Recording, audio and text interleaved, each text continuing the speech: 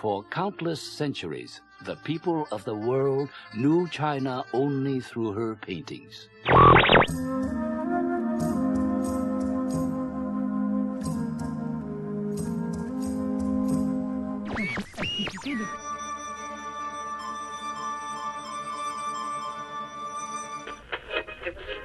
Begun 24 centuries ago, the Great Wall once stretched like a dragon across the northern border of China.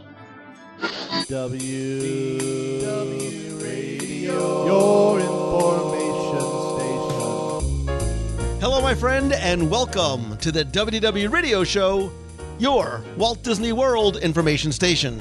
I am your host, Lou Mongello, and this is show number 497, and I'm here once again not only to help you have the best possible vacation experience when you come to the parks, but I also want to bring you a little bit of Disney magic wherever you are with the podcast, videos, the blog, live broadcasts on Facebook every Wednesday night, my books, audio tours, meets of the month, special events, and more. You can find everything over at wdwradio.com. Continuing on our Adventures by Disney journey to China, this week we travel to Shanghai and Shanghai Disneyland. Our 3 days in this remarkable park included a Behind the Magic Special Imagineer tour, more food that I could eat, well, almost, and tours of unique attractions including the Enchanted Storybook Castle, Pirates of the Caribbean, Battle for Sunken Treasure, Peter Pan's Flight, the TRON Lightcycle Power Run, Camp Discovery Challenge Trails, Soarin Over the Horizon, Buzz Lightyear and his Planet Rescue, the charming Voyage to the Crystal Grotto, the amazing Many Adventures of Winnie the Pooh, I'm serious, the Garden of the 12 Friends, a visit to the Marvel Universe, and so much more. We'll also recap the entire Adventures by Disney as a whole, and I'll also let you know just what might be coming next and where we can visit together. I'll then have the answer to our last Walt Disney World trivia question of the week, and I'll pose a new challenge for your chance to win a Disney Prize package, which includes stuff from China. Then stay tuned to the end of the show. I'll have more information about upcoming events, meets of the month, and your voicemails. So sit back, relax, and enjoy this week's episode of the WDW Radio Show.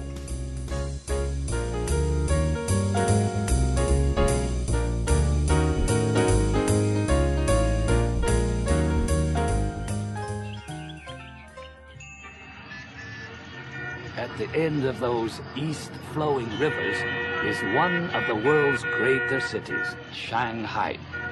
Its European influences are unmistakable, but its vitality, variety, and sophistication are distinctly Chinese.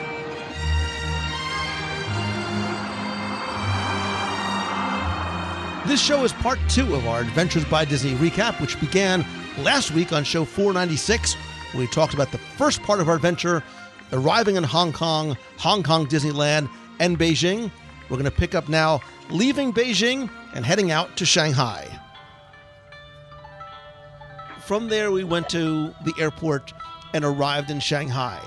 And Can I throw something else in there really quickly? Sure. Another plug for ABD, because this airport experience, having the guides give us that heads up of what to expect. This Beijing airport is unlike any other airport that I've ever experienced in my entire life, between what to carry, what not to carry, what not to put in your check bags, what to put in your carry-on, what to take out when you get into security. Having all that heads up, I think, made it so much more seamless for us, or easier for us. Yeah. I can't imagine not knowing the things we knew what could have happened, and being pulled aside and being, everything taken out of your checked luggage. It was great to have, again, that knowledge and experience of the guides to give us that heads up, so it was as easy as it possibly could. Well, you know what the problem was? They didn't have signs like they did over at the Great Wall that said, listen, if you're drunk or insane, you can't go to the... Remember that on the tram? I just remember... Oh my gosh, yes. All the things you couldn't do. There were more things you couldn't do than you actually could, according to those signs. No drunks or insane people, so... And they said they could refuse boarding if the destination was full. I'm like, how many at capacity? I'm like, what is the capacity of the Great Wall of China? Like, I'm not sure what that would be. It's a big number. Pretty much. But we arrived at the Shanghai Disneyland Hotel that evening, and again, I'm in no way comparison, but when you walked into that lobby, how many of us just sort of looked up, and you talk about a beautiful hotel lobby with those stained glass dome ceilings decorated for the holidays, and again, every single cast member greeting you with a sincere, wide smile on their face. Yeah, we love at the domestic parks, like when there's a greeter that's at maybe one of the deluxe resorts, and they welcome you, and their sole purpose is truly just to welcome you with a smile. And they had like 7 of them in the lobby at all times, just people there to greet you, and it was amazing. Incredibly helpful too. I had run into a small issue with just internet, and I was having a tough time getting on, and she took my phone, she logged me on to the internal cast member Wi-Fi because I just needed to do something that evening without even, giving it a second thought, just because she saw that I was having a difficult time. So the level of service was incredibly high. It was only eclipsed by how beautiful the buffet was the next morning. Hong Kong was so 3 days ago. The buffet at Shanghai Disneyland Hotel was huge, and the dumplings. And Lori, you and I'm going to point to you specifically because I know Meg and BJ also adventurous eaters, and you have your own rice cooker at home. But Lori, you really took things to a whole nother level when you approached the buffet here, because some of the food items were a little bit more mysterious than others. Yes. So I went to on this trip with 3 rules: no ferries. Wasn't going to ride a ferry. I did that. No 1,000-year-old eggs, and I tried one. And no bugs, and I ate a grub. So all the rules totally went out the window for me. It was wonderful and delicious. And again, I'm still missing having my noodle and dumpling buffet when I go downstairs in the morning. But we had breakfast and then went over to Shanghai Disneyland in the morning, and even getting there is sort of half the fun, because you walk out of the Shanghai Disneyland Hotel and there's a huge lake, I don't even know, a huge body of water, and you take a boat over to the park in order to get there. I would love to hear your initial thoughts and impressions as you got to the park, but the first thing that was remarkable to me was just how clean this part. Hong Kong was very clean. Shanghai, it looks like they opened it the day before, because it was absolutely spotless. So Megan, BJ, Becky, Lori, gang, and Jennifer, give me your thoughts about Shanghai Disneyland. So we opted to walk to the entrance versus taking the boat, and there's a humongous park called Wishing Star Park that's between the hotels and Shanghai Disneyland, and it's free for anybody who wants to go. And they have little play equipment for youngsters and these beautiful bridges and biking paths, and it was a very neat way to be able to approach that park, because you could see it the whole time around the lake, but it was this nice leisurely walk. Yeah, it was super clean. I just commented to Meg as we were sort of walking up to the park, and as we were getting closer, and I had mentioned, I said, gosh, it looks so shiny, and it just looks like so new. And she said, well, it's only been open for, a little over a year. Of course it looks this way. And it really does look absolutely brand new, pristine condition. And so you really are coming into a park that is just absolutely brand new. Yeah.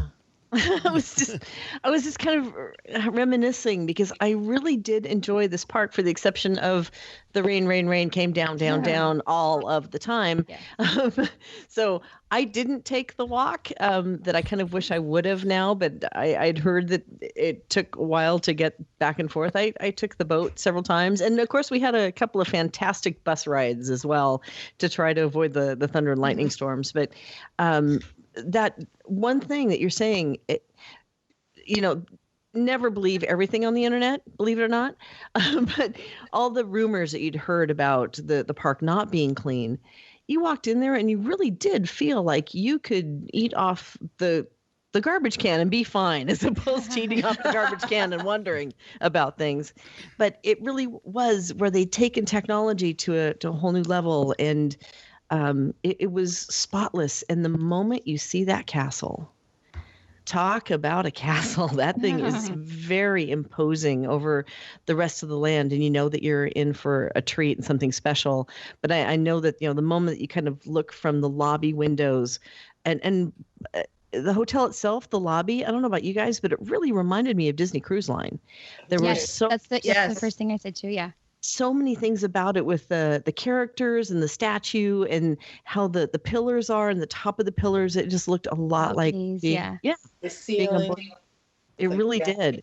So I think they took some of those better design elements and brought it into that hotel. But to look through those windows and to look across and see that huge, imposing castle. And then, of course, most of you guys were like, oh, my God, there's TRON. I'm looking at the castle. It's TRON, but there's the castle. It was one of those experiences and one of those places that I'm going to go back to. I know it. Oh, you're going back. We'll get to that at the end. Don't worry. One thing that I remembered was the night before we got there, we were running a little bit late, and Adventures by Disney thought ahead, our guides, and had room service all sent to our rooms, which to me was amazing because we were pretty tired to start eating dinner like at 9 o'clock in a restaurant. So as an older person, I truly appreciated having dinner sent up to my room and I could relax. That was a nice touch on their part. There was. Yeah, we took the boat over, I think, that morning. No, yes. We walked. You guys walked. We took the boat. And it was beautiful. They were very helpful. The signs were in English and I think we were Mandarin at that point? Cantonese? Mandarin, yeah. Yeah, Mandarin. That's what I thought. They were also in English, and they had pictures, which were very easy to understand. So getting in and out of the park, that was pretty simple. But walking down that main street, that was beautiful. That castle, amazing.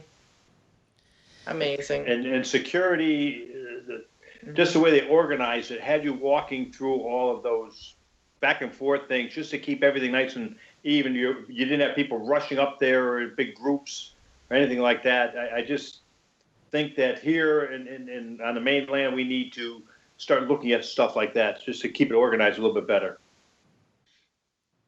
Yeah, that's one thing that's like a misnomer in the cultural difference within China. They don't, lines are suggestion. From what I experienced, I'm not sure how many times you guys may have ran into that scenario, but having those queues set up the way they were, I think that is to kind of help the Chinese culture better mix in with other foreigners that might come in, because it does keep everybody in line. So yeah, I'm sorry, go ahead. No, I was just saying, as far as my first reactions, I was kind of going to touch on the same things that stood out to us. When we first got to the hotel, it was late, but the fireworks and projection show was either just starting or had just started, and we went out on the balcony and were able to watch. And I thought, we'd seen this castle in, concept art at D23 Expo, and then we watched it being built, and there it was right across the way in such a way. I mean, similar to, like, you can see the castle in the Magic Kingdom from the Polynesian, but it was closer, and like they had to have lined it up perfectly on purpose, because from the center of the lobby, you were centered on the castle, and it was just this breathtaking view of the whole park. It was amazing. We also walked, and that Wishing Star Park was a little, it caught us off guard. It was kind of interesting at first. We're like, this is a bunch of unused space on one hand, which we wondered if that was, a plan for the future. But when we talked to the Imagineer, we noticed the same thing inside the park. There's so much space and so much green space and so many places to just sit. We'd walk up to somewhere and say, oh, what's here? And walk around, and there's nothing and just a bench. But then they talked about how, if you're coming from these big cities in China and that's what you've done your whole life, you don't want to go somewhere that's busy and overwhelming and overstimulating, and you want to have a space where you can relax. And I think he said, make memories with your kids, a more intimate, place to hang out with your family. And so I think that started outside the park with the Wishing Star Park. And it was really unique and one of those things that I couldn't quite figure out until we heard a bit more. Yeah, there was a lot of picnic type areas throughout the inside and outside the park, which is one of the things that was interesting and different and remarkable. For me, this morning we had we had VIP tour guides set up for this day, but we weren't meeting until about 11 o'clock. So as comfortable as my room and my robe were, I needed to get into the park early. And again, not having seen any photos, any videos, I was taken aback when I first saw it because it's very different. This is not your dad's Disneyland or Walt Disney World by any stretch of the imagination. In fact, not only is the castle incredibly different and grand and spectacular, and we'll get to it as a whole, but the park itself, there's only two lands. If you think about it, there's only two lands that resemble or mimic any of the domestic parks. There's a Tomorrowland, which is very, very different than our Tomorrowland. There's a Fantasyland, which is also different, but there is no Main Street USA. There's Mickey Avenue, the Gardens of Imagination in the center of the park before the castle.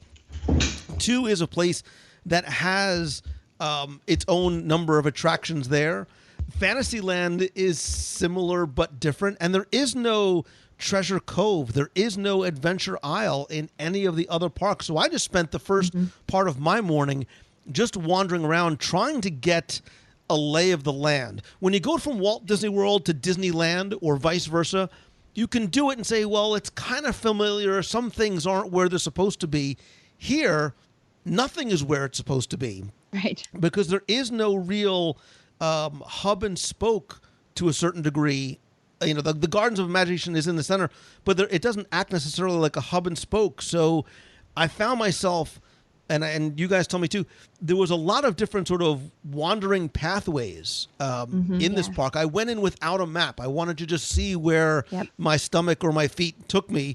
God, the food was so good.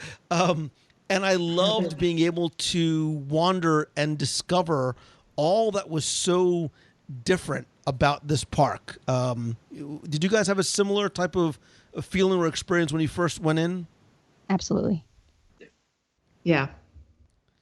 What was it? Because there's a lot to it. Look, we can do an entire show just about this park and the individual attractions and lands.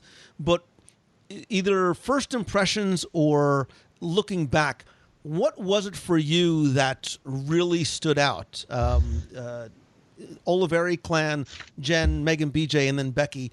What are one or some of the things that really stood out to you?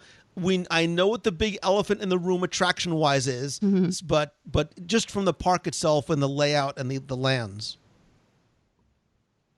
Well, it's just so different from any other park you were ever in. The Mickey Avenue is so wide, and the buildings, the colors, and the architecture just look so much different than your typical Disney park.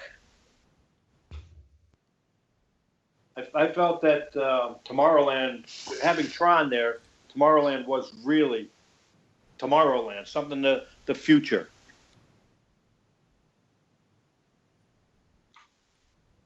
I think. Go ahead, sorry. They made good use of the land, the space. Like TRON was above. They had a ride down below. Buzz was down below. There was a restaurant up on top. I think they made better use of the space that was there, and it had a better flow throughout the park. It was very easy to get around, to find things. Things were taller, so you could see them from different distances. They still had the weenies, though, but they were easier, I think, to find and to get to. Yeah, it was just an easy park to get around.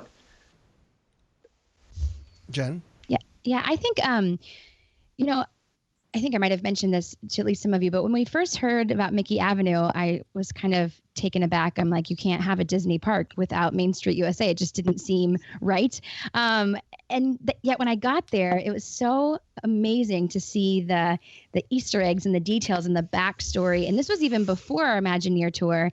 And it's such a unique, it felt really unique, but also I was just super impressed with the amount of time they spent designing that space. And then it all came together when the Imagineers talked about the backstory. And, Kyle said that, my husband, that it's kind of like, instead of Walt's Main Street, it's Mickey's Main Street. And so, the Imagineer told us the story of Minnie and her grandfather, and we saw pictures on the wall of the old house she used to live in that's now a shop and how it expanded. And it's truly the story of Main Street USA, but with Mickey and his friends. So it was really, really neat. And I think that it was super interesting. They mentioned that people weren't as familiar with, obviously they weren't going to be familiar with turn of the century United States culture. So that should have given me a clue that maybe there wouldn't be a Main Street. But also he said they weren't really familiar with the characters as much as we are. And yet they had such intentionality around the details in the stores and everywhere else. I thought that was really, really, I ended up spending hours on Mickey Avenue. It was really cool. Yeah, we agree with all of that. Just walking in, and then, I was prepared to not really get behind not having a Main Street. I mean, how could you not have a Main Street? But it works perfectly for this park. And the park itself, I mean, one of the big takeaways for me was just how grand in scale it was. But then once you got into the park and really dug down, there were so many small details that you could find and discover. Not just hidden Mickeys, but just, real details in the craftsmanship and details of how they built the park and the stories within the stories. I mean, you go down one of the parks that they have there, one of the sort of side parks, and it has all of the different calendar. What are they? The called? Zodiac. The Zodiacs. It has all the different Zodiacs, but with the Disney characters. Yeah. And so there were these small details that you could really take some time just to stroll through this park without even going on a single ride and really appreciate all the details, which was just an amazing experience. Yeah, I echo that. I think the Chinese elements of it were my favorite. So the things around the Zodiac, there was so much feng shui there around, like, lots of water elements, lots of rock elements, lots of nature elements, and places to just spread out. And I really liked that. It was make no mistake, this is a Chinese park, and I like it that they really embraced that. Yeah, I completely agree with everything everyone has just said, especially the fact that this park was definitely designed to handle a great amount of people. Mm-hmm. The walkways are wide. You don't feel like you're going to be crammed with anybody. When the show goes on, the fireworks and the projection on the castle, there's plenty of space to see it and view it. I remember looking and seeing just the sea of people, but it didn't seem like everyone was packed in or crowded in. As we were walking between lands, there was plenty of room to move around. It really has been designed in such a way to move people easily and move a high amount of people easily through. And I kind of appreciated that. Mm-hmm. Yeah, even on Mickey Avenue, there are no curves where you're stepping up and trying to fight that. Everything was just on a level. Oh, yeah. Every single land has no less than 4 dining establishments in it. I want to just be clear. I'm not kidding. So it's your second favorite then. It's kind of like heaven on earth for me. Listen, I don't even know where to start when it comes to Shanghai. From an architectural storytelling, details abound in this park. I spent so much time just trying to take pictures of everything. Jennifer, you mentioned it on Mickey Avenue and in the restaurants. Everywhere you go, there's a story that's being told, even if it's one that's not necessarily familiar to the local culture. For us as Disney fans, I was just like geeking out, like, you know, to no end in terms of all the little details that I found throughout this park. Let's sort of quickly go maybe to some of the attractions themselves, and then we can sort of finish up with an overall look at the park. For me, and I think we all did it this way, hopefully maybe for the most part, like going to Hong Kong first, I'm happy that I did Tron before I did Pirates. Yeah. Agreed. Because I'm a huge Tron fan. I have 2 shelves of Tron stuff from the 80s, like on my desk, on my shelves behind me. I had heard about Tron. I never saw a video of Tron. When you straddle that light cycle, like all of a sudden, like 14-year-old Lou Mangello just lost his little brains.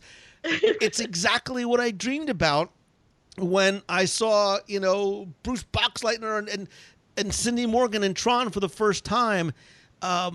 It's this, first of all, this attraction is going to kill in Walt Disney. Like, line up now. Just start getting in line now. But the TRON Lightcycle Power Run, because again, in China, you can't just give it one word. The TRON Lightcycle Power Run is unlike any other coaster. And man, that thing cooks. Like, that is no joke. That is a fast roller coaster, which they told me they actually slowed down. It used to be faster. Oh, wow. Wow. I can't imagine. What were your thoughts riding Tron? Was anybody else like as giddy and laughing and just hysterically enjoying himself as much as I was? Oh, yeah. Yes. It was a lot of fun. The speed, just even the turns and how well it handled. It was just like, it was like you were on a motorcycle going. It was really fun. And had a huge, cool post-show area, too. A lot of interactive exhibits as well. Anybody else thoughts on Tron? What was kind of cool? Short. It was yes. really short. Yeah. But what was really kind of cool was I'd heard about it before, and somebody had said, yep, there's no way that they strap you in. You don't have things over your shoulders. I'm thinking, how do you stay on this thing?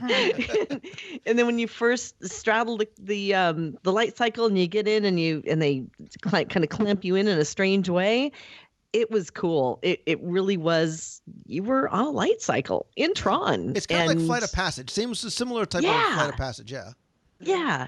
But it was so cool the way that, you know, you imagine what it's going to be like, and then you get on it and it goes so fast. I'm really glad and ask for the front row if you can speak in that language. Videos cannot do that justice. Oh, you have to ride in the front row at least one time, because that was amazing. Not knowing where you're going next and you just are barreling along.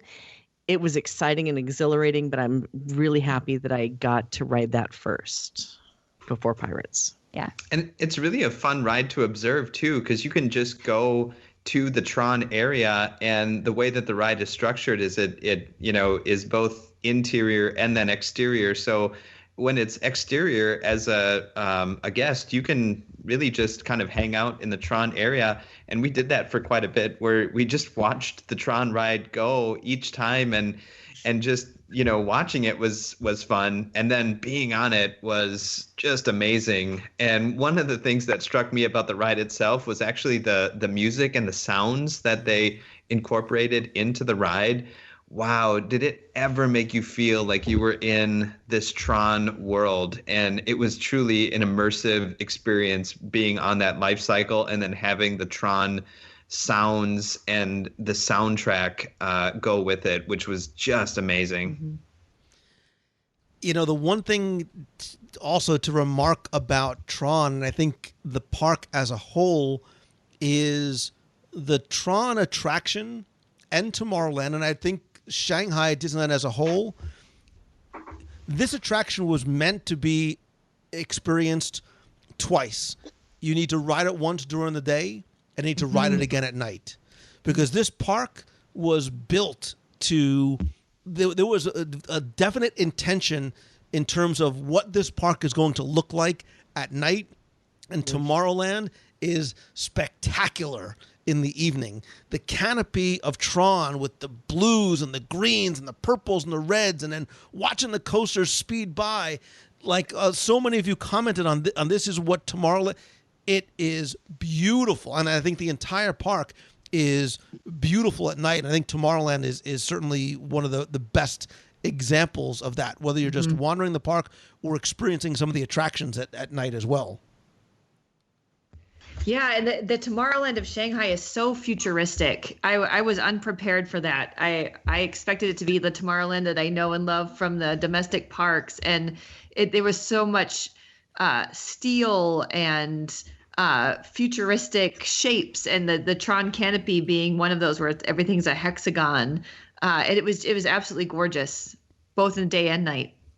We were saying as we first walked through that, this concept works. It's not trying to be a vision of the future.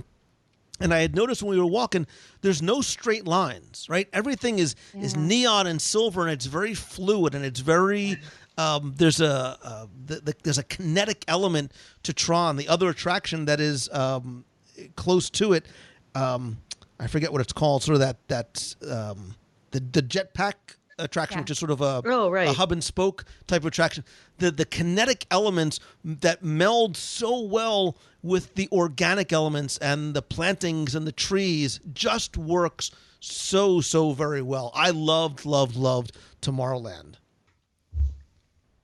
And you're right. I did notice throughout that land, or throughout the entire park, it is really meant for nighttime, or it has an element of its another life basically at night, where the lighting really draws your eye to specific points within the park. It's really well done at night. And like you said, you have to ride that at night to really get a good feeling for what they're trying to put in front of you. It's a beautiful palette.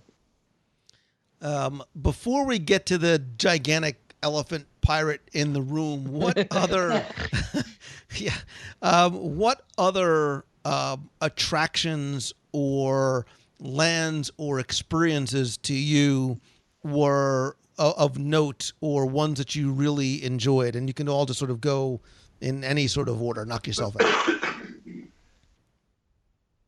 The shows, Tarzan and the Pirates. Yeah, the shows. Even though I didn't have a clue what they were saying, especially in the Pirates thing, the only 4 words I understood were Jack Sparrow and yo ho. Other than that, literally, yes, I think you're right. 4. The forward, and I just enjoyed the whole thing. Their acting was really, it made it humorous, and it made it was right on, even though I have no clue what they were saying. And then Tarzan, it was just I thought I was watching Cirque du Soleil for part of it, but they were really good. I liked the shows too. I really enjoyed the inside of the castle. Yeah, stunning. Yeah, when we were standing there, and Lou, you did that brilliant 360 picture of all of us standing in there. But the chandelier that was in the center, and it looked like it was all lit up with candlelight, but it really wasn't candlelight. And then doing the walkthrough that took you through the Snow White story, which I thought was very charming and very well done technology wise. Yeah, I was going to say, just to add on to that, the use of projection in there is very different than anything else. I mean, Snow White, there was a depth to her that you don't normally see in other projections, or maybe I was just really hungry when I saw it. No, I thought she was an animatronic at first. Yeah. And it was wonderful. Yeah. It was neat. I also liked so one of the things that stuck out was the lack of certain attractions. There was no Jungle Cruise. There was no Small World. That was very bizarre to me also. But instead of the Jungle Cruise, there's a charming little boat ride, the Voyage to the Crystal Grotto. We rode that probably 2 or 3 times, and it was just really fun. It went through like little vignettes of, familiar songs from movies we love, and there, little dancing fountains and spinning like animatronic characters. And it was really fun. It had a very similar feel when you first got on the boat to Jungle Cruise, and then it was completely different. But it also tied the story again, the crystal at the end of the ride, you went through this grotto and found a crystal, which hence the name. And that same crystal, they said, powered all the magic, and you could see inside the castle hanging from the chandelier, like part of that same crystal. And they didn't have to do any of those stories, and they did anyway, which is what made just every turn of that park so wonderful. And to add on to that, no train. I know, weird. That was the weird thing to me, is that you look up and you see what looks like a train station, but they don't have the traditional train, which something missing. But I really didn't miss it, I guess. You forgot about it once you write it. Yeah. One of the most ride, but no Small World. Yeah. Right. It was just weird. Something An identical Winnie the Pooh like ride. that. Yeah. I think one of the more unique attractions that we actually went on 4 times was Camp Discovery in Adventure Isle, which that really doesn't describe anything about what this is. But it was a ropes course where you get harnessed in, and there's a track above, and you do these, kind of feel like you're a stuntman doing different obstacles. And it was so fun and probably so dangerous. It was something that would never happen in the U.S. parks, and I really ended up loving it. Yeah, it was so unique in terms of the experience and how you are, making the ride your own too, because you can sort of choose your own adventure. You can go the hard route, or you can go sort of the medium route, or there's also sort of a lighter route that you can choose. And so you're just, with your harness, you get to sort of choose, and there's no cast members up there that are helping you. You're really on your own. Yeah. You and the guests, and you're all kind of working through this rather difficult course. And some people are flying through it, and others, you're kind of struggling. We were of the struggling variety at times, because you're literally 30 feet above a crevice that, if you look down, you're just looking down at, a pool of water. A pool of water. It is the real thing. And the only thing that's keeping you there is this harness that they have attached to you. And you hope that they've put on tight. Yeah. So it was amazing. It was great. We did it a bunch of times, and I loved it. I got to do it with you guys. On the last night after we ate, of course. And it just stopped raining, and they just opened it up, so there was no line.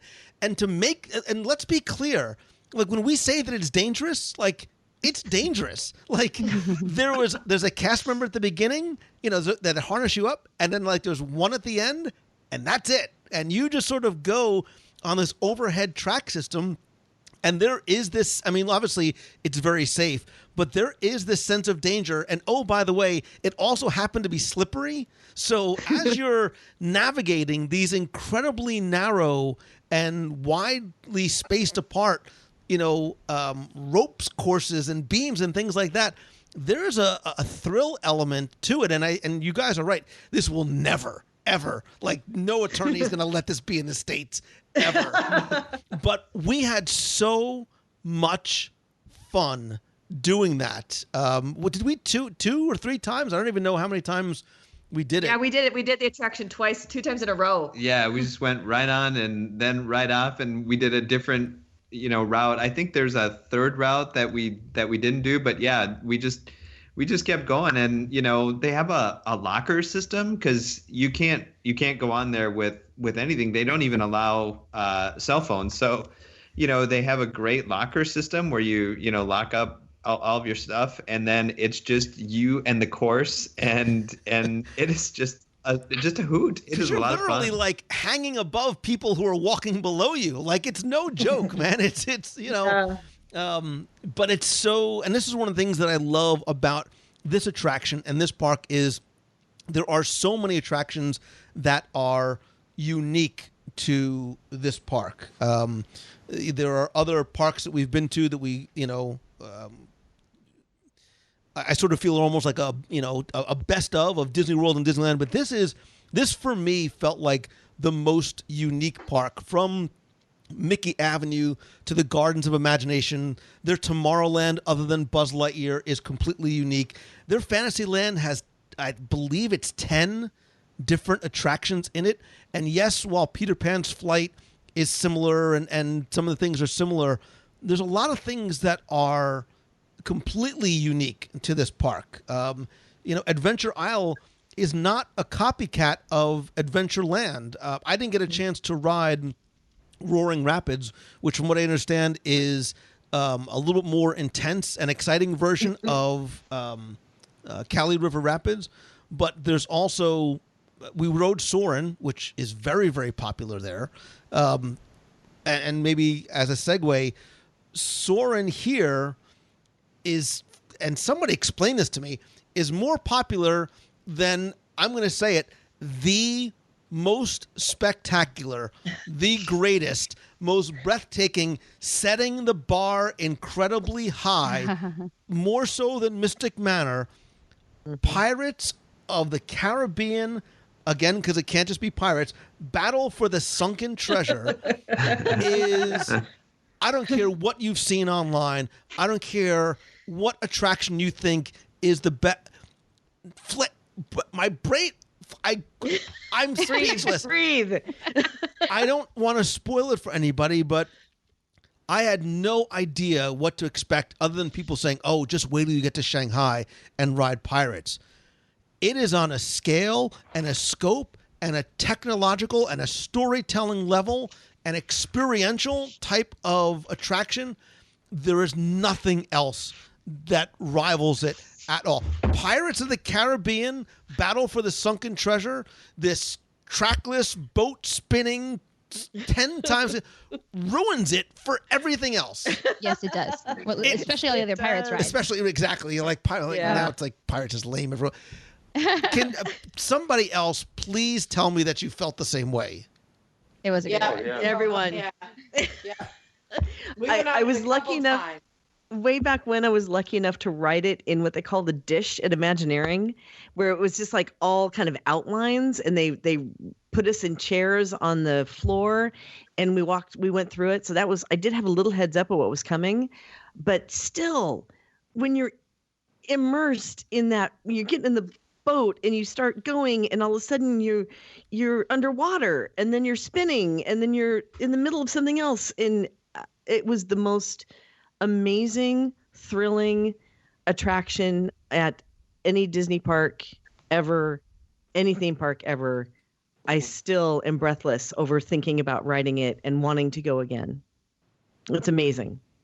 Yeah, its use of animatronics and screen technology and ride vehicle technology, track technology, just every element just seems to come together to produce just an amazing experience. And it was so fun to just do it with everyone and sort of experience it all at once. And I know we were in the same ride vehicle as you, Lou, and there was a moment where there's this big reveal of this big element to the ride, and I just remember you saying, oh, come on. It was amazing.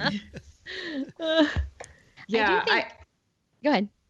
Well, I was just going to say, I'm not usually a super emotional person, but when we first got off that attraction, I leaned over to BJ and I said, what just happened? And like my eyes started tearing up a little bit, because it really is just you can tell the Disney Imagineers have taken the best of all the technology of everything that they've learned, and they funneled it all into this one attraction. And that's what made it so stunning, because there was just elements of all of the favorite things that you have, parts of every attraction you've ever been on is in this attraction. Yeah. But so much that you've never seen before, and I want to be clear, because sometimes people hear screen technology, they're like, another screen. Right. This is nothing. The one of the rooms, I think they said the screens were 3 or 4 times the size of the screens in Soarin'. One of the rooms. Yeah, you forget that you're looking at a screen, because you are, I don't want to even use the word, you're enveloped in this environment. And you're right. You're like, what is, like, you're looking in 360 degrees, and I did a 360 video, which I'll post up, but you're looking around you because there's so much going on. You feel like you're sinking. You feel like your ship is coming up and bouncing as it breaches the water. It's a multi-sensor flames. I got nothing. I can't. I don't think it was ruined for I think, Laura, you might have been one that watched it. Were you the one that watched it like over and over and over again? I think. Yes, I don't know that it was ruined by watching it ahead of time, but if you haven't, I can't suggest that you should watch it on YouTube. I think that it's just such an amazing experience to do without knowing what's coming. Mm-hmm. Yeah, I watched it probably, 100 times in the last year since it opened. So I was super excited to go on it, and it just blew my mind. That's But awesome. watching it, so for having watched it beforehand, it doesn't even come close to conveying what that experience is like, is it? Not at all. Not at all. Especially when you're going up and then down and then up again, and the ship comes, and even though I knew the ship was coming, I still wasn't ready for the size and the mass of that ship. And yet the line for Soarin is 90 minutes, and Oh my Pirates is a gosh. walk-on. I don't Walk-on. understand. I don't get it. I'm looking around. I'm like, what are you people doing? Christian said that the Chinese people haven't learned that rides are in buildings. Oh yeah. So But Soarin is though. until they Yeah, get more it is. used to that idea, then that's the parks are working on that, I guess. There's definitely, and the Imagineer talked about, there are some cultural differences that certain things just don't translate the same way. But that being said, I think Pirates of the Caribbean begins not when you step foot into the building, but Treasure Cove itself, even in the rain, I don't even care, and the driving, disgusting way, is beautiful. That entire lagoon, and I wish I could have done the canoes and the shipwreck and the did I mention the restaurants? Is a beautiful, like Adventure Isle, which is very different than Adventureland. They're beautiful lands just to walk through, and I think that one is one of the takeaways for me, that every one of the lands here has such a different personality. And one of the things I enjoyed most about this park was not necessarily the attractions therein, but just wandering it and exploring this park without a map in front of me. Mm-hmm. I want to go back on Pirates. And I will, look, I hope, and understand what I mean by this, I hope that they don't duplicate that Pirates anywhere else. But I think if that's any indicator of what the technology we're going to see in Star Wars Galaxy's Edge, you better strap in, Big Daddy, because you ain't seen nothing yet.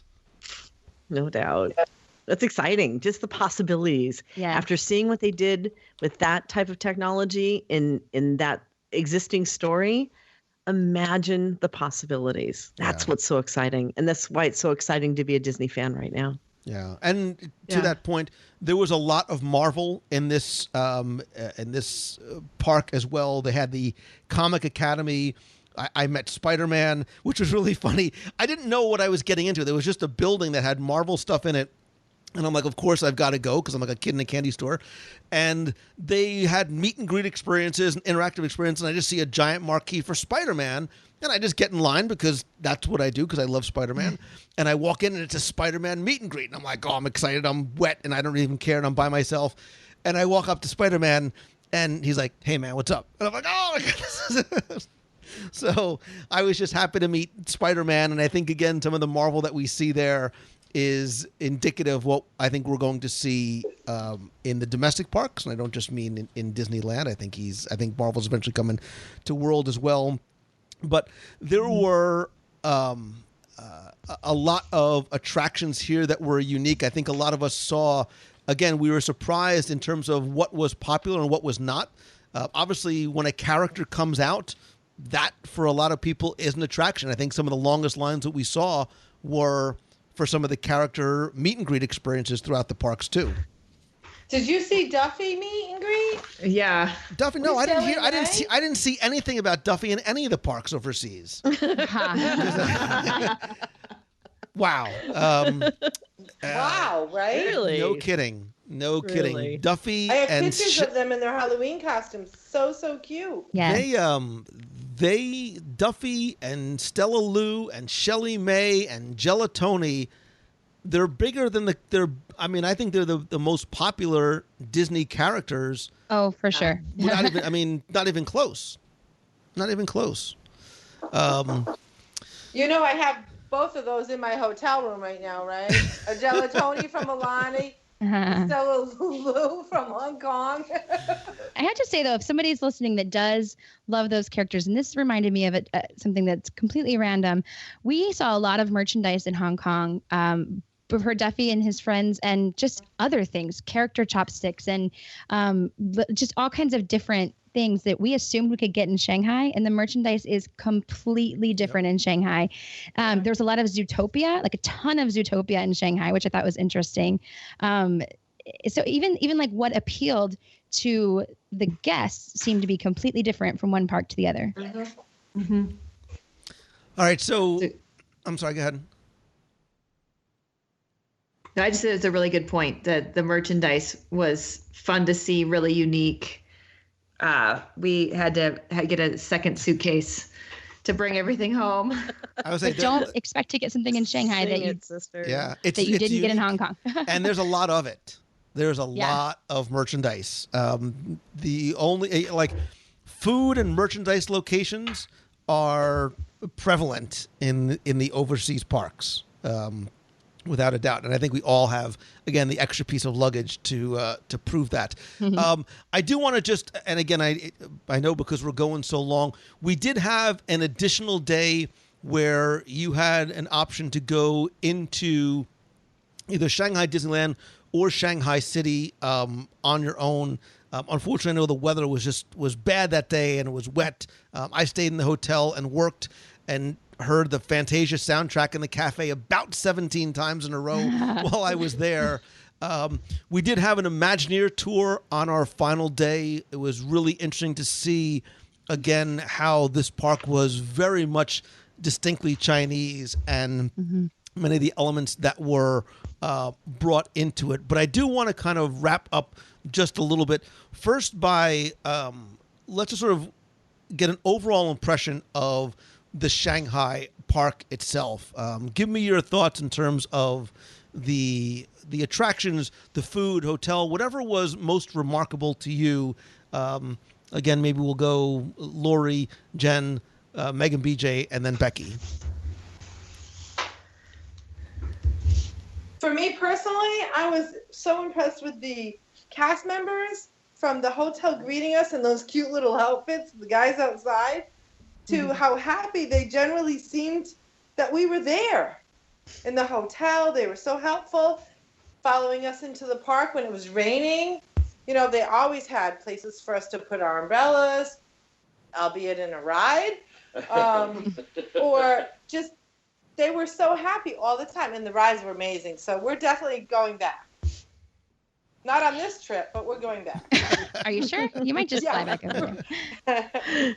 Yeah, I think we kind of touched. Oh, I'm sorry. You have more people there. I forgot. Keep going. I just found that, as we've been mentioning, that the park was just fantastic. And the technology has stepped it up, that here domestically, I think they need to do some work to step it up to that. That has now set the new bar. Yes. The bar was definitely raised. Barbara? It was my favorite park of all the parks we saw, so I definitely want to go back when it's not so rainy. Yes, that would be nice. I think that we kind of touched on this earlier.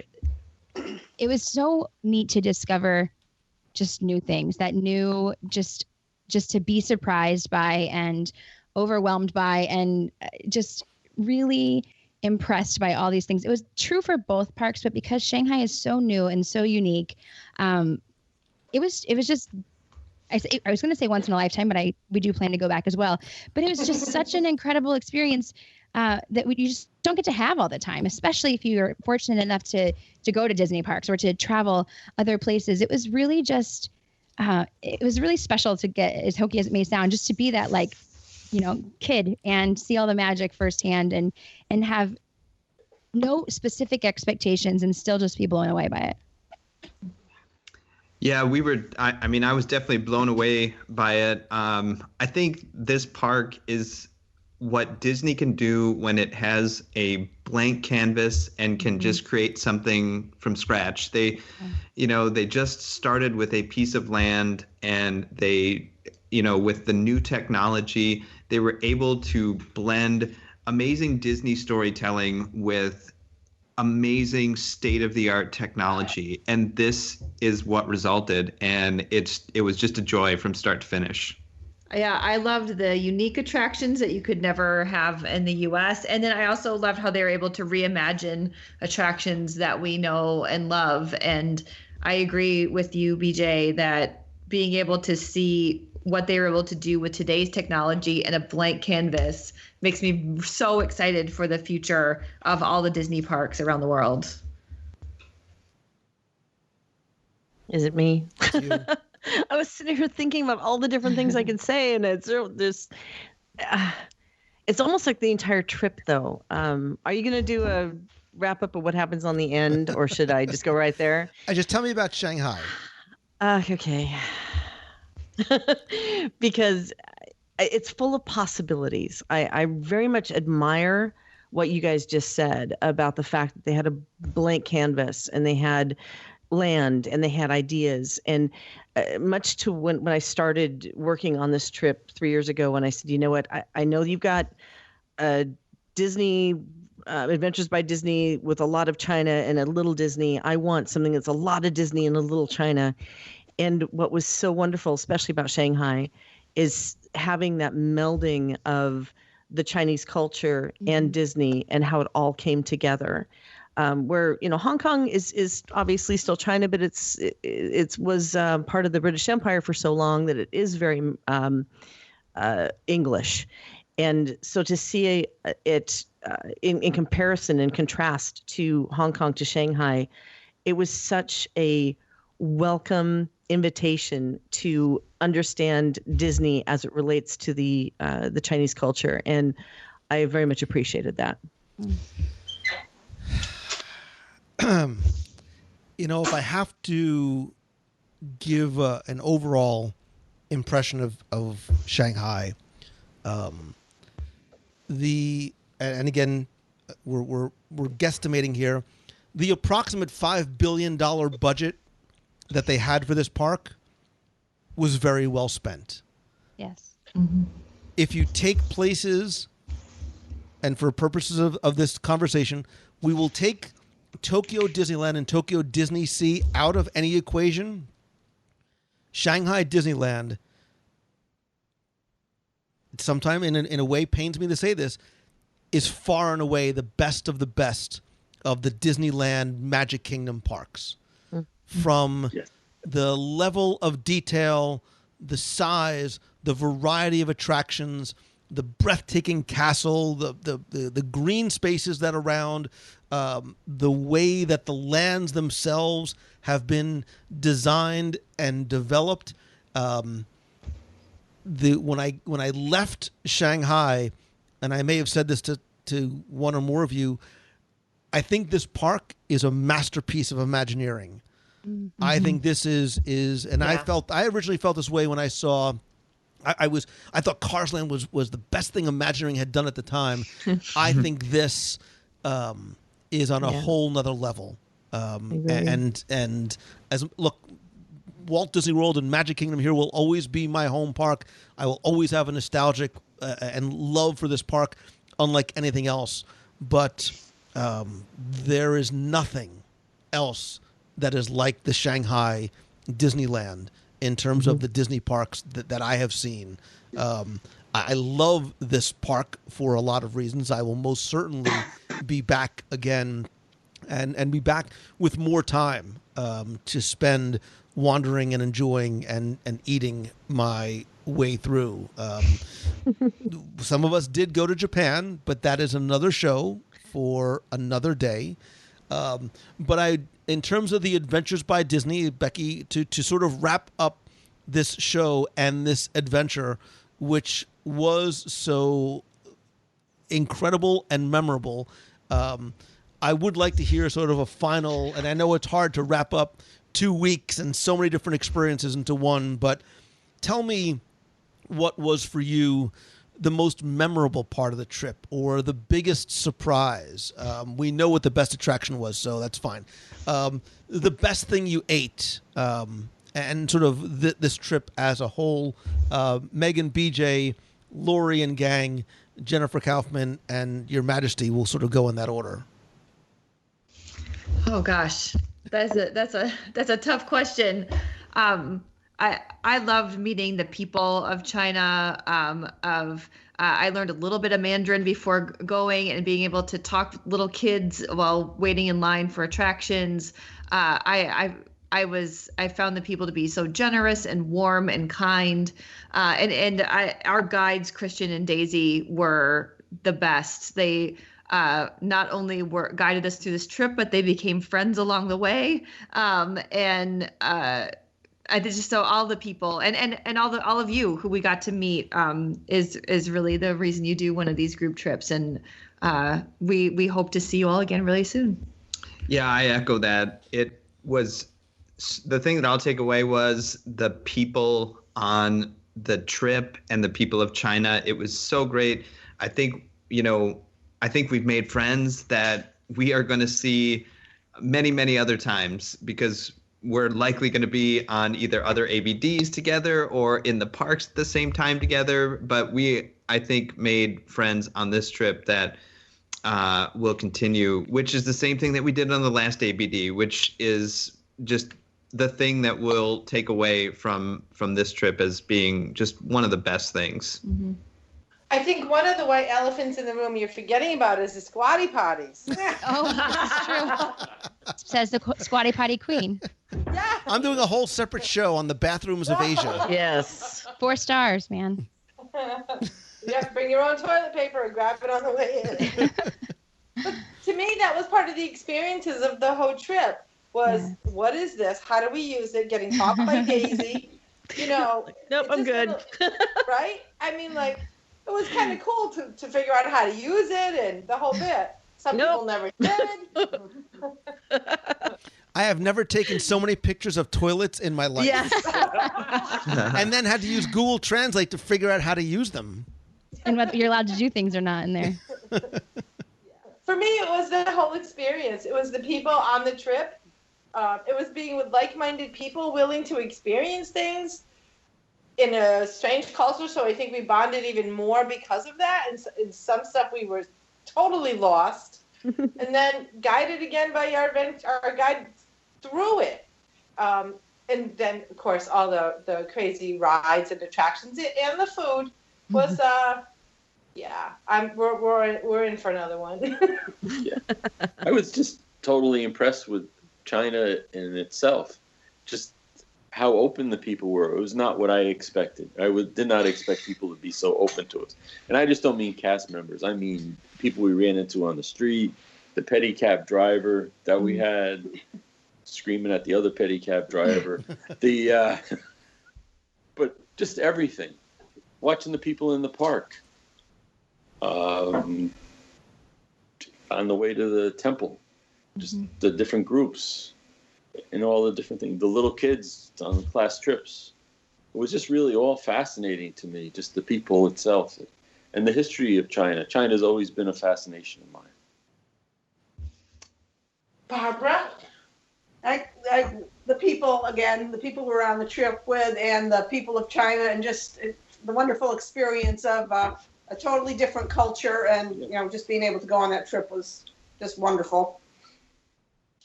Seeing things that we've read about, Great Wall of China, stuff like that since the 7th grade you heard about these things and say, I'll never get there. It was made possible that we were able to get there. I thought it was great.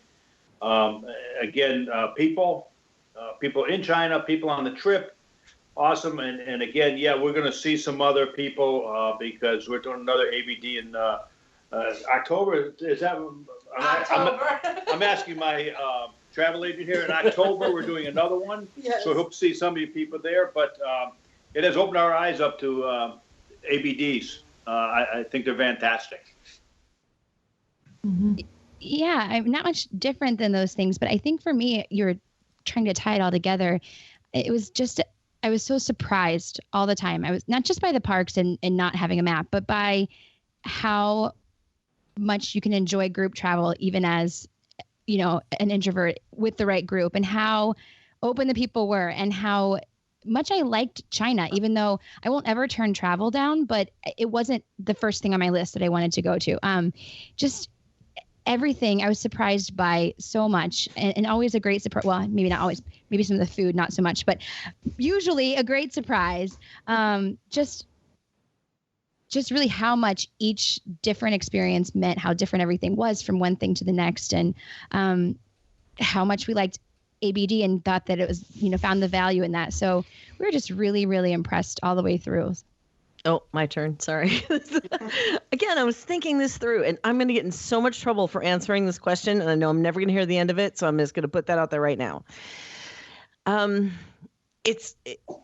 agree with everything everybody's already said for experiencing the culture and being able to go to these parks and see Disney from a different perspective than we're used to. Learning the fact that you need to look at the bathroom door to know if it's a squatty potty or a Western toilet. I mean, I've learned new skills along the way, or to travel in a group because somebody's got toilet paper. I just know it.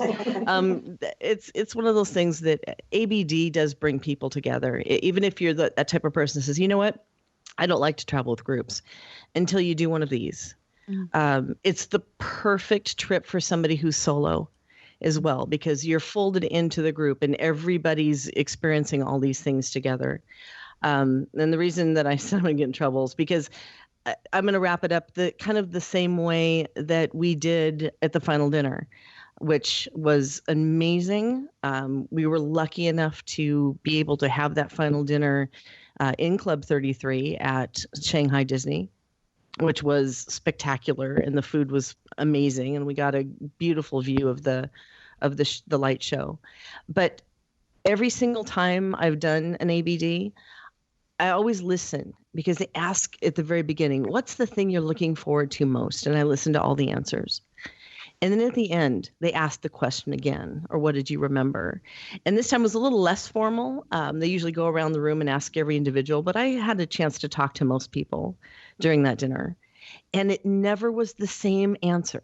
What you thought you were going to enjoy was not the thing that stuck out in your brain as being the biggest takeaway at the end of the trip. And I think that is kind of the signature of Adventures by Disney. I'm in my brain, I'm thinking about walking towards the Temple of Heaven and seeing how another culture lives their everyday life. Trying to tie a knot out of little red rope and not being able to accomplish it, but having a great time in the midst of it. And then also being able to share it with all of you, or being in that park and watching everybody trying to catch the yo-yo. Yeah. I have an awesome picture of like 22 people all having yo-yos up in the air, knowing it's going to hit them in the head or their neighbor in the head when it comes down. But I mean, those are the things, the takeaways, the memories, the stories that we'll be telling, hopefully on our next one, whenever that's going to be. Or if we're just having a beverage in Walt Disney World somewhere, we can relive these stories and these memories that only bringing like-minded people together on a trip like this, where we're experiencing things totally out of our comfort zone. And the only way to do it was together and with, the comfort of the Disney brand that we know. So I think that's probably the best way that I can sum it up. How do you sum up a trip of a lifetime? And I'm struggling to try and put it into words, because there were so many different elements of this trip beyond what we saw on the Disney side.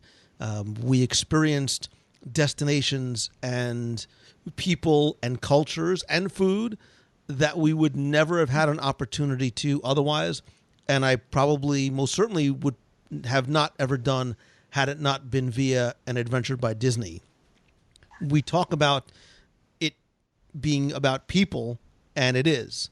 And it starts from, not to sound like I'm shamelessly plugging, but the comfort of when you work with somebody like Becky and her team, knowing what kind of experience you're going to have, knowing that everything is going to be taken care of, and that is part of doing it as an Adventures by Disney. There's a comfort level that you cannot attach a value to in terms of not just the safety and security, but the type of experience that you are going to have.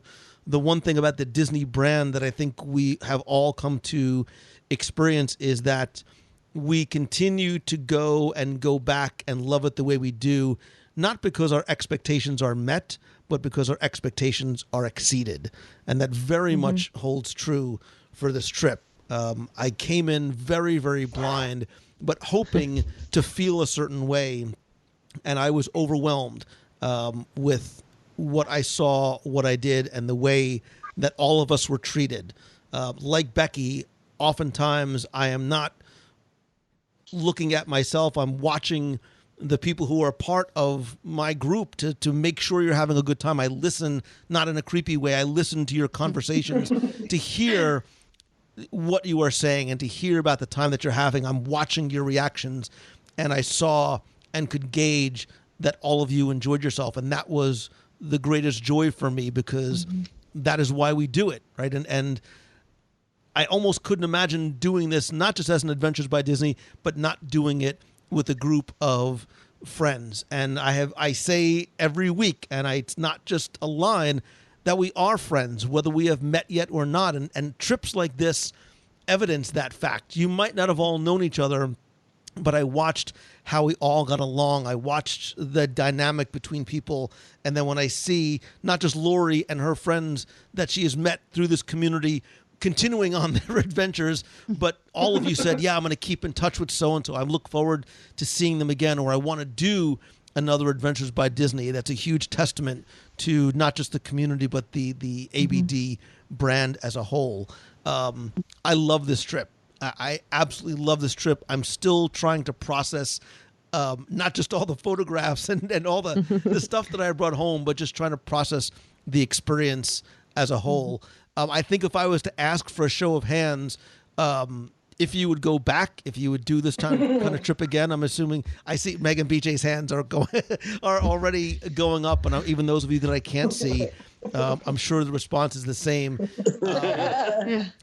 I can tell you, Becky, I'm gonna tell you, we are going to do well. Listen, and this is not necessarily a surprise to you.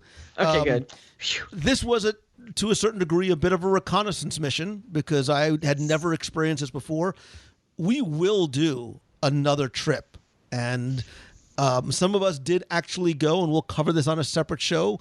We did extend a little bit to go to Japan for a couple of days, and I've already told Becky that an upcoming Adventures by Disney that I want to do will take us to Shanghai and will take us to Japan.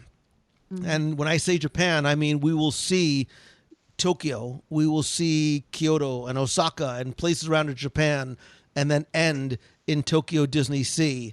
And I will save my comments and my review of Tokyo Disneyland and Tokyo Disney Sea for another day and another show. But I have to thank all of you individually and collectively. I felt like I was on vacation with my family. That's how you made me feel when we got together for a meal, when we shared a breakfast, when we laughed over our dumplings, or when we just looked at each other agape after coming off a new attraction or experience. So I'm grateful to you and for you for trusting me and trusting Becky to do this trip with us, and for making this an experience that I will never forget. Meg and BJ and Lori and Angelo and Paul and Barry and Jennifer and Becky and all, and I'm sure I forgot somebody in there along the way, and everybody who was part of the ABD and all of you who are listening. Thank you for sharing and recapping this experience with us. And the only regret that I have from this trip is that there's no dumpling buffet when I got home. You have to go find one. Awesome. Yeah. What was the best dumpling you had? What was the best dumpling? Oh my gosh, it's like picking a favorite child. Like, you have. I know. I gotta ask the question. Oh, that walnut bun at the Rosewood. At the Rosewood is really good. Oh no, the So custard good. one at Shanghai. Yes, that was The good. breakfast. But the little, Wait, that it wasn't necessarily a bun. Remember the Megan B, that Shanghainese pork cake that we had right before we did? Yeah. That was That's really the good. That's the one I was going to say. That was really That good. was really, really good. was it shaped like a cute little animal that you No, it didn't was want to round eat? and it had Mickey on it. It had a Mickey stamp on it. It was All right, well, I really- guess that's as good. But the little piggy with his eyes looking at you, and he's like, "You're too cute to eat, but Oh you eat no, it he was not. anyway." He was delicious. Come on, it's everything was so awesome. good. Everything was so good. We have to go Stab back, it Kate. with it. We have to go Stab it back. Gotta go back. We have to go back. All right, We I'm will already be back. starting to work. I'll start working. Stay Let's tuned see, for the last one- announcement let's coming see, let's see. soon. The last one took 3 years to put together. Let's see how long this one takes. It's going to take less. I'm just letting you know. Don't give me time. I have a date in All mind. right. We'll You talk. have a date. Yeah, I do. All right. I'll tell I need to start getting to work faster than I anticipated. Hey, by the way, props, 17 days and we didn't kill each other. Right? Go figure. Just so you know. I Go know. figure. I even had a sword up to your neck at one point. This is true. On the Great I Wall of remember China. that. That's right. You saw I Becky. know. That's right. There's a And- photo and of Becky having a sword on my throat. So And I didn't take the opportunity, so I guess everything went all right. So yeah, okay, I'm up for another one. you were all right. Quick question. Go around the horn. Megan, BJ, Oliveri Clan, Becky, Jennifer. If you could go back to any one location for 1 hour and do one thing, what would it be? Go. Quick, rapid fire. Jeez. Shanghai and Pirates. Yeah, Shanghai and Pirates. Just keep riding it over and over. Yeah. Shanghai Oliveri's and and Pirates. Hoffman's, Shanghai and Pirates. Beijing and the Great Wall. Great, yeah. That was mine as well. Walk farther than the Great Wall. Oh no, I got to include that too. I would go Shanghai buffet Oh, pirates. there you go. I'll go Club 33 adult beverage pirates. Just drop the mic. Why should that shock any of us? I knew that was going to get me in trouble earlier when I actually mentioned it. But you were actually nice about it last time. But that's right, pirates. But adult beverage pirates. TRON adult beverage no, pirates. You've got one done. now. There you go. 20 minutes. I don't know if I could do adult beverage Tron. I think I would just go to one of the Japanese toilets and start hitting all the buttons I was afraid to hit. Wrong I couldn't get over the difference between China and Japan when you were posting stuff like that. Yeah, very different. Very, very different. I got pictures of the squatty potties if you need them. I wanted to With hit the. directions. Remember, one of the toilets had a button with a music symbol on it, and I was afraid to hit it. I didn't want it to start becoming, It's karaoke. Soul Train in the bathroom. karaoke. It's karaoke toilets brought to you by. Hey, but the acoustics are really good in those bathrooms. Oh.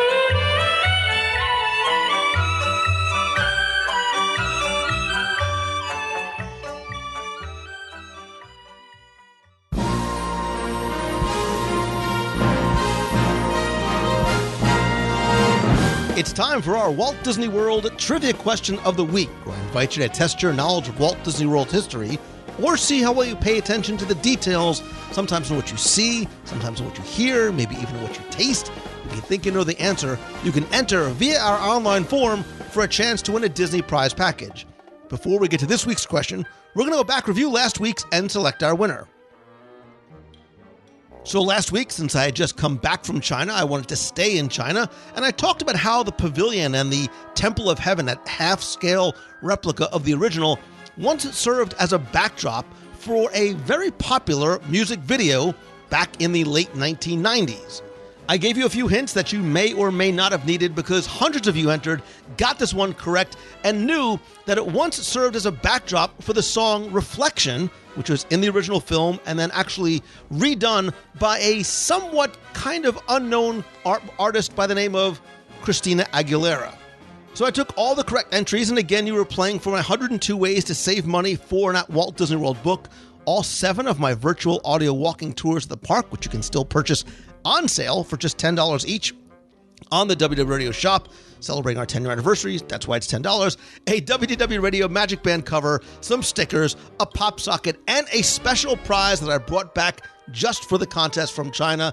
And last week's winner, randomly selected, is Lara Pastor. So Lara, congratulations. You entered via the online forum, so I have your shipping information. I will get your prize package out to you right away. But if you played last week and didn't win, that's okay, because here's your next chance to enter in this week's Walt Disney World Trivia Challenge. So I'm going to stay in China again because we're talking about it again this week. I still miss my dumplings for breakfast. And as you know, the China Pavilion in Epcot Center is meant to represent a lot of different aspects of the Chinese culture, the history, the regions, and of course the food.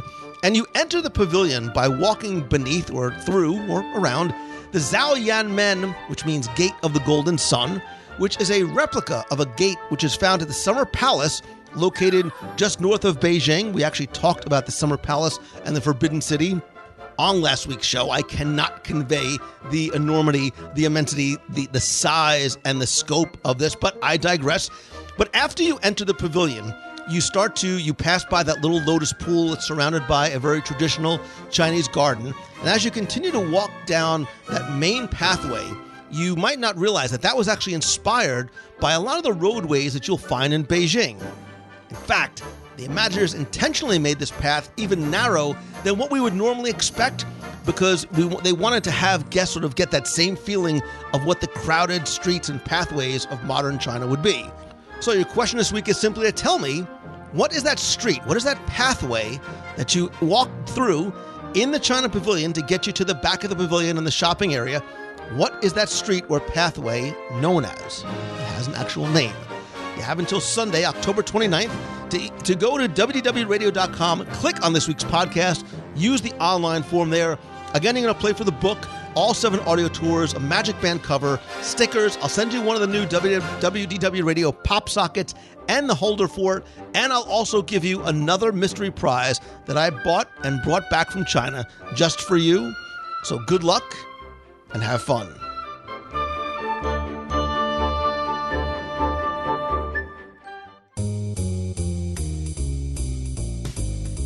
That's going to do it for this week's show. Thank you again so much for taking the time out of your day and your week to spend and share with me as we recap again our Adventures by Disney to try and articulate what this experience was like and convey it to you via the show. We'll certainly not do it justice. Again, be sure and go to the WDW Radio page or on Facebook to see photos, videos, some 360 photos as well. And again, I have to give huge thanks to Becky Mankin and her entire team over at Mouse Fan Travel for helping to put this together, to organize it. You know, again, we talk about a trip like this, of this magnitude, where feeling secure and having trust and confidence is so important, not just in Adventures by Disney, but in the travel provider that's going to book it for you and make sure everything goes just as smoothly as you need it to and then exceed those expectations. That's why I love them. That's why I use them. That's why Becky and I have been partners for coming on 10 years. Whether you're going to Adventures by Disney or even just any of the parks or cruise line, or want to find out more about where some of the other Adventures by Disneys might go, and come with us because we're going on more in the future. Stay tuned. You can visit them over at mousefantravel.com. I also want to say thanks to all of you who are current and new members of the WDW Radio Nation and family. Thanks to all of you who've come to join the family recently, including Rob Hublinski, Dave Cobiello, Kim Simpkins, my friend Allison Miller, Steve Wright, Christine Leo, John Fulton, and so many more of you. I sincerely appreciate the love and the support that you give to me and the show. And if you want to find out more about how you can be part of the nation and get monthly rewards. I do scavenger hunts every month. We have a private Facebook group. You'll get a personalized Magic Band cover, lots of different logo gear and backpacks and t-shirts, monthly care packages from Walt Disney World. We also do exclusive live video group calls every single month and lots more. You can find out more by visiting WDWRadioNation.com. Also, don't forget that while it's completely optional, a portion of the proceeds of your contributions do go to our Dream Team project to help benefit the Make-A-Wish Foundation of America. That is sort of a great way to say, I want to say thank you again to all of you who have supported the Dream Team over the past 10, 12 years. I just got back this week from presenting to Make-A-Wish at their annual conference out in Phoenix, and I was there for and on behalf of and thanks to you. And I wanted to, and I did share your stories about how the team came together, the auctions, the running team, all the amazing work that you've done to positively influence those children and those families that need some of that Disney magic more than ever.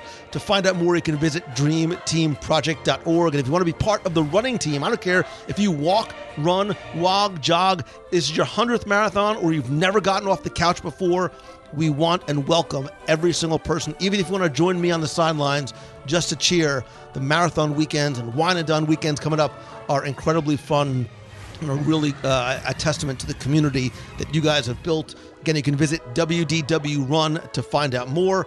In addition to the podcast, please go and check out the blog over at WDWRadio.com. We have an amazing team of blog writers. Sign up for our free email newsletter, and please join me every Wednesday night at 7:30 p.m. Eastern for WDW Radio Live. I do a live video broadcast, more importantly, an interactive chat with you. You can call into the show, ask questions, play games, win prizes, and I often broadcast from the parks as well. Like the WDW Radio page over on Facebook. Be sure and turn on notifications and join us every Wednesday, as well as other times from the parks as well. Also, if you have a question you want me to answer on the show, you can email me, lou@WDWRadio.com. Better yet, I'd love to hear from you. Call the voicemail at 407-900-9391.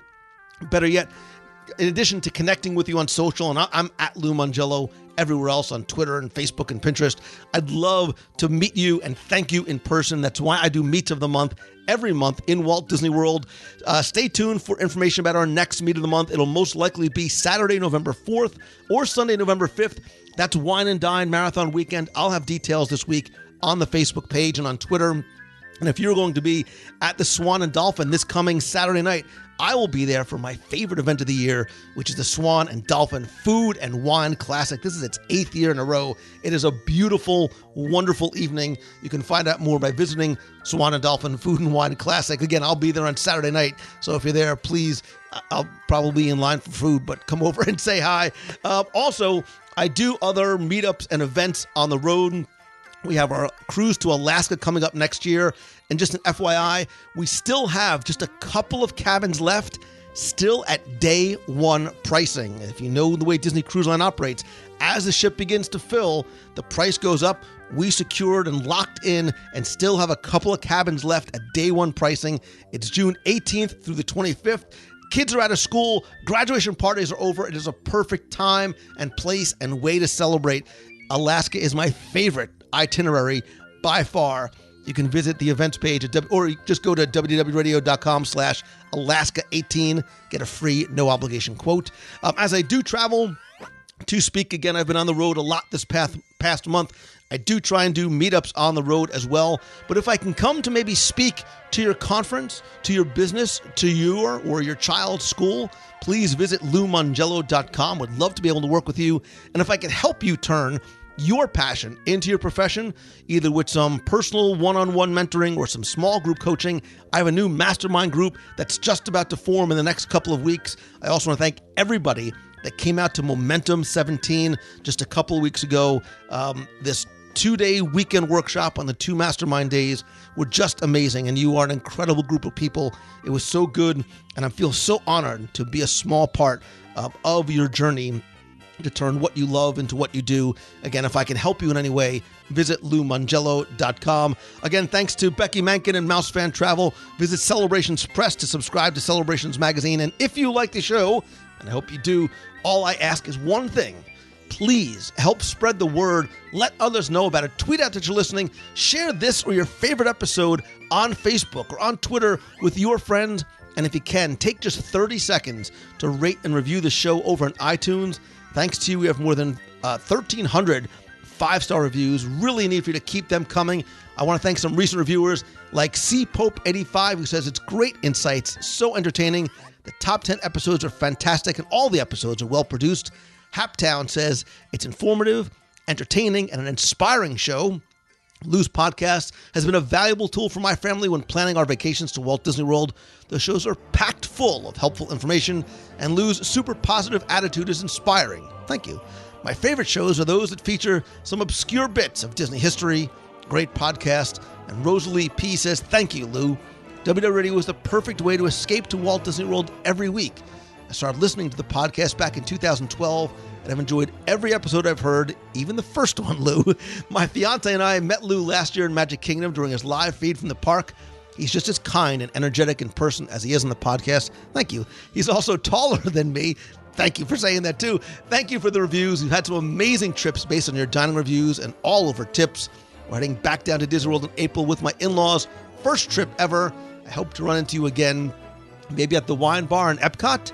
I hope so as well. If that's an invite, let me know. See you real soon. Rosalie, Haptown, C Pope 85, all those of you who left a review, thank you guys so very much. To find out how to do it or a direct link to iTunes, just visit wdwradio.com/iTunes. Again, thank you all so much for being part of not just this recap of the Adventures by Disney, but for being part of this show. And whether we've met yet or not, or whether you've called in or emailed, or if you just listen, I appreciate you so very much, not just for allowing me to share my passion for Disney with you, but for this feeling that I get that hopefully I and really this show and the people that join me are having a positive influence on you every week. And if it makes you smile, if it gives you a little bit of escapism to Disney every week, then my work here is done. And that is the most rewarding part. And I hope that you do what you love every single day. And if there's some way that I can help you get there, please let me know. I hope that this is your best week ever. So until next time, see ya. Hey Lou, it's Amanda Riles. I'm in Tallahassee, Florida, although soon to be Orlando, Florida. I just wanted to say a really big thank you to you because of all you said and all of the encouragement you have given over the years. I took a leap and applied to the Disney College program and got accepted. So I start in late January. And for the first time in my life, I'm having a moment where I am seeing the future that I want unfolding before me. My dream is to get into the Disney archives and work there. And this is one foot in the door. So I wanted to say thank you, because without all of your encouragement that you constantly give everyone, I wouldn't have even thought to actually apply and get in. I honestly didn't think I would get it. So thank you for all of that. Thanks for everything you do. Have a good day. Hi, this is Chase Morrison from Flowertown, PA, and I just listened to 422 thing about things lit up at night, and my favorite thing lit up at night is Expedition Everest. And this is Christine Morrison from Flowertown, PA. And my favorite thing that I remember seeing lit up at night is a seasonal thing, and it is Big Thunder Mountain during Mickey Not So Scary Halloween party has a skull projected onto it, which transforms the whole mountain into this eerie, exciting thing to look at. This was back in 2012, so hopefully it still exists. I haven't been to the party since. Also, and this is cheating because this didn't exist back in October 2015 when you did this show, but Pandora at night, oh my goodness. I walked over that bridge slowly took it all in, walked in, looked at everything. You know, I made a point of going during the day and then going at night and seeing how it was different. And oh my goodness, at night, those floating mountains lit up, all the different shades of purple. And my kids actually pointed out and took a picture. One of them looks like Groot all lit up at night, which was pretty awesome. We were in the queue line for Flight of Passage and looked out one of the little cave windows, and they go, Mom, look at that. Look at it lit up. Who does that look like? And I said, who? And they go, Groot. It looks like Groot. I'm like, oh my gosh, it does. So we took a picture. That was pretty cool. So even Guardians of the Galaxy appears in Pandora. So, and now I've got my 10-year-old son listening to the shows with me. Have a great, great week. I've been looking at all your pictures from China, and it looks like you're having a wonderful time on your adventures by Disney, and I'm very, very jealous. I would love to go see Mystic Manor. That looks so awesome. Thanks again, Lou, and I can't wait to get back on in the box. Bye. Lou Mangello. Hi, Lou. This is Allison Barrett from Jeanerette, Louisiana, calling to tell you my favorite Disney parade. It's the Festival of Fantasy Parade, but more specifically, the time in 2015 that my family and I, my husband, we announced that we were having a baby in the Magic Kingdom that year, and my whole family was there. Unfortunately, my sister and her husband weren't able to go, but my two brothers, my mom and dad were there, and we were waiting on Main Street. My husband had to go to the restroom, and this man came up to us and was asking us about our family and where we were from and all that, and he asked us if we would like to be the grand marshals of the Festival of Fantasy Parade. And we were just flipping out because we never in a million years thought we would ever get picked to be the grand marshals. So we were so excited. We had to tell him that there was an extra person, my husband, who wasn't with us at the time. So he was like, okay, well, we can make that work. So we kind of had to squish in the car a little bit, but it was definitely a memory that we will never forget. Again, we were sad that my sister and her husband weren't able to join us, and she was, of course, she was a little jealous, but it was amazing. Our cheeks were hurting from smiling after the parade was over. Our hands were hurting from waving so much, but it was definitely worth it, and it'll just be one of my favorite Disney memories and definitely my favorite Disney parade. Love the show. Me and my dad listen to you every week and hope to meet you one day, and keep doing what you're doing. Thanks, Lou. Bye. Hello, Lou Mangello, WDW Radio Group, WDW Radio Box People, WDW Radio Cruisers. This is Darlene Nagy, and there's also WDW Radio Momentum Goers this weekend. I hope you guys are all having a wonderful time. I hope one day I can attend a Momentum event that Lou is having and hosting. It's going to be so much fun for you guys. I have 218 days until my birthday trip in May to the world, and then 350 days until our next group vacation to Walt Disney World with the Sternbergs. We are going down, and we're going to be staying a little bit differently. So look forward to that. 350 days. It's going to fly because it's under a year. I will talk to you guys soon. Have a wonderful, magical weekend. Fun at that Momentum. It's beautiful in Buffalo, West Seneca, New York. It's 73 degrees out right now. Have a great day. Love you. Stay positive. You got a friend.